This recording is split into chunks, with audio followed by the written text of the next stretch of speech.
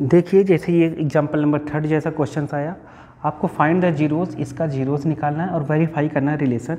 आप इसके प्रीवियस वाला एग्जाम्पल जो मैंने बताया उसे ज़रूर देखिए, उसमें और डिटेल से मैंने बताया है, जिसमें थोड़ा सा हम जल्दी करेंगे क्योंकि उसमें डिटेल हमने कर चुके हैं पूरा। तो ये पॉलिनोमियल्स है x² - 3, इसका आपका जीरोस निकालना है। तो जब पॉलिनोमियल्स का जीरोस निकालना होता है उसको जीरो की इक्वल कर दीजिए, तो x - 3 = 0। तो x² = 3, स्क्वायर उस साइड जाएगा तो लगेगा रूट और प्लस माइनस आएगा, प्लस माइनस √3। ये आंसर आ गया। आपके पास जीरोस दो निकल गए, एक x आया √3 और दूसरा आया माइनस √3। ये आंसर है जीरोस। ओके, तो हम एक को ले लेंगे अल्फ़ा, ओके जीरोस, और दूसरा जीरोस ले लीजिए क्या, बीटा। ओके, ऐसा समझ गए। अब आपको करना क्या है, आपको रिलेशन बताना है कोफिशिएंट में। तो जैसा हम लोग प्रीवियस क्वेश्चन में करें कि रिलेशन अगर बताना है तो अल्फ़ा प्लस बीटा तो -b/a आना चाहिए, अल्फ़ा बीटा कितना आना चाहिए, c/a। लेकिन ये किस इक्वेशंस के लिए सही है, किस इक्वेशंस के लिए सही है, ये इसका स्टैंडर्ड फॉर्म है पॉलिनोमियल्स का, उसी के लिए ही सही है, ये सब के लिए नहीं सही है।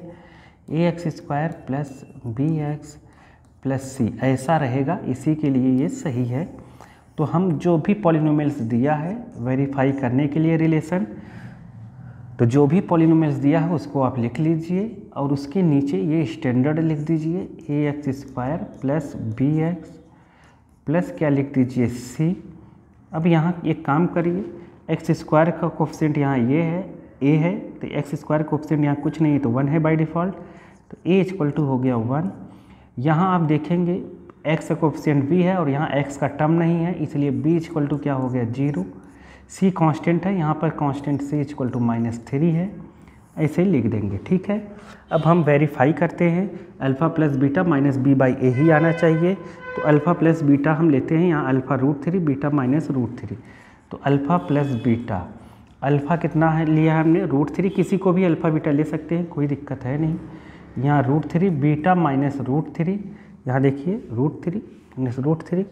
अब ये आ गया आपके पास 0, क्या आ गया, 0। और आपको लाना क्या है, -b/a, ये आना ही चाहिए और मिलेगा ही, बात पक्की है। हम अपने मन से ज़बरदस्ती नहीं ला सकते, आएगा ही आएगा। देखिए अब हम इसको लिख सकते हैं, देखो b की प्लेस पर 0 है, a के प्लेस पे 1 है, तो इसको हम इजीली लिख सकते हैं -0/1 तो लिख ही सकते हैं। ओके, तो -0/, क्योंकि माइनस का इंटू 0 में होगा 0 हो जाएगा, और 0/1 लिख ही सकते हैं। तो ये हो गया कितना, 0 है b, तो यहाँ हम लिख सकते हैं b, और 1 क्या है आपके पास a, तो b/ क्या ना हो गया, a। यही आंसर है आपका, ठीक है।